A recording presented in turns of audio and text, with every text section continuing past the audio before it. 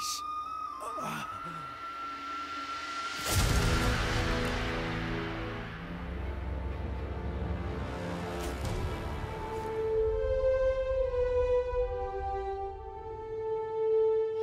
what's up guys, Anderson here, and I'm bringing you a replay commentary on Waterfalls. My opponent is another 10-star general named Real Type, and I am very excited about this next DLC that is coming up, Rise of the Samurai.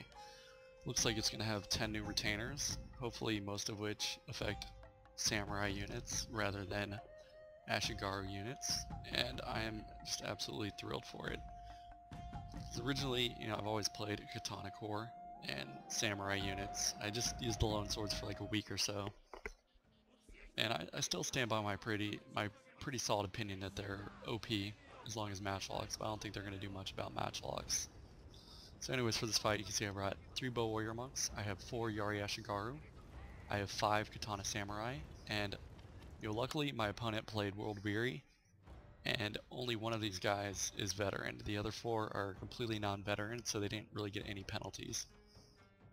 And then I have a matchlock warrior monk hidden over here with my 2 great guard. General's already dismounted.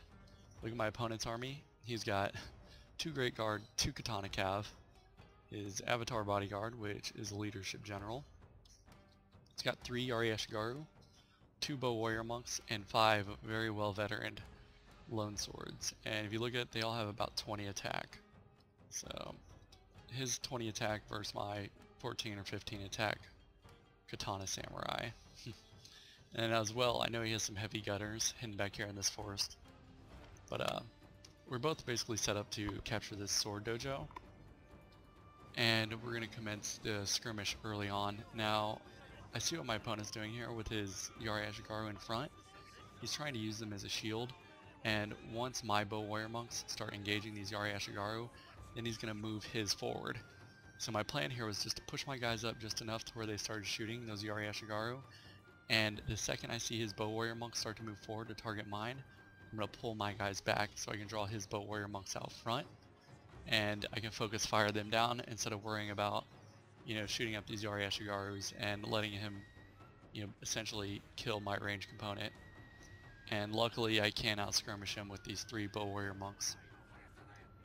So here you can see he starts moving them forward, and I immediately start moving my guys back. And that just draws them out here, and I don't have to worry about this meat shield in the way. And that's essentially what I do. It takes a minute to get repositioned, but it's well worth it to get them out of the way of the meat shield. Now if I only had 2 bow warrior monks, that would have probably been a waste of time. But that wasn't the case. And here you can see he actually starts to bring his heavy gunners out. So now I'm starting to focus fire on this single unit with all 3 of my bow warrior monks. And once they get down pretty far, I was planning on switching to this unit. But then he starts rushing his cav out here. So now I kind of have to play it safe with my guys and start throwing my yari ashigarus up front and defending my skirmish component, because without them I'm pretty much screwed for this battle. So once I see these cavs start to pull up, I decided to go ahead and bring mine up just to persuade them to move back. And I also had to be careful because he does have these heavy gunners. Now, because they weren't set up yet, I thought maybe I could get in a quick charge on his archers. Which, look at this cheese, named him Bow Ashigaru. I hate it when people do that, it's such a cheese move. But fortunately he responds with his Yarus, and I had to pull them back. And they do get in range of his heavy gunners, but he doesn't do any damage to them. What's funny too, with his line of sight, he doesn't do any damage to his own units either. He might have got a few friendly fire kills, but not much. That's pretty cheesy. So, disaster averted. Managed to pull back his cav and, get my bows set back up to continue to dwindle his down. And since I did actually decide to go ahead and bring these matchlock warrior monks out, the reason I did that was to protect from cav. If he did try to rush them forward, I was hoping maybe my matchlocks could get off a few shots, but he realized that. Now he's going to try to target them with his bows. So that's fine. It'll give me the opportunity to keep my bows safe while he shoots at my matchlock warrior monks. I wasn't planning on these guys doing a lot anyways, and as you can see, they're vanilla. They don't have any upgrades. Minus my stand and fight upgrades, which bumps them up to 50 reload. But one bow unit's practically down, and I'm working down the next one.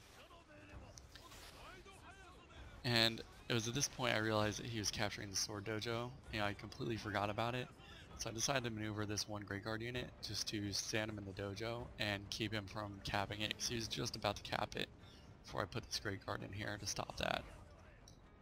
And here he goes rushing his cav forward again. Now, when I saw that he had all his cav out front early in the battle, what I should have done was just went ahead and brought all my Yari ashigaru up front rather than leaving these 3 units back here. So because I was late to pull them back, I'm not going to have very good cav coverage against his spears, and I'm going to pay for it with my matchlocks and some of my bow units. So a huge mistake on my part leaving those Yari ashigaru back there with my general.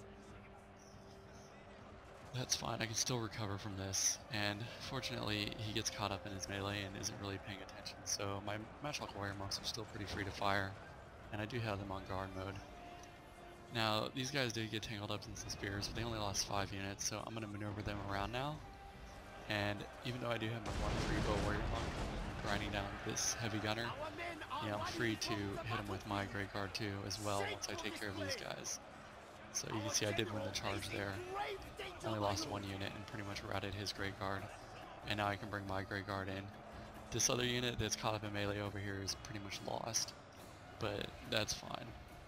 And our full infantry line is now committed.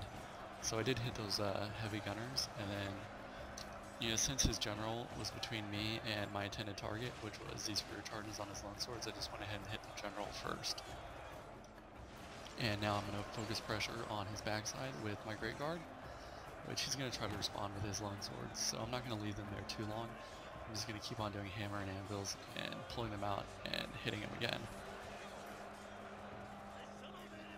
So I went ahead into my general out of stand and fight to activate my rally. My opponent utilized his rally early on, so it's a pretty big advantage to me since my guys will have rally much longer.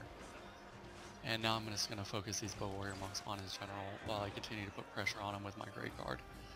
Now I didn't leave enough pressure here because this unit did not rout. When I pulled that Great Guard back, they came back from the brink of routing. So it kind of screwed me up melee wise right there. I should have left the Great Guard down there to just apply pressure for a little bit longer.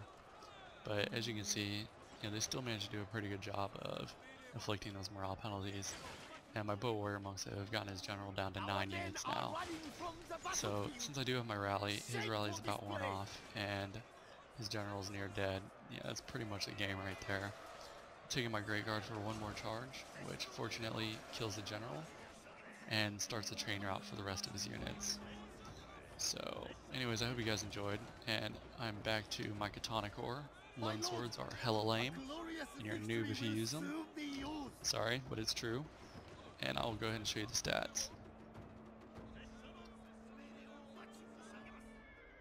Alright, so here's the results for that battle. You can see I deployed 1,665 units. My opponent deployed 1,680. I had 1,200 losses with 1,394 kills. Pretty close battle. Great Guard definitely got the most kills, followed by Katana Sam and then a Bow Warrior Monk. Anyways, I hope you guys enjoyed. Take it easy. I'll see you next time.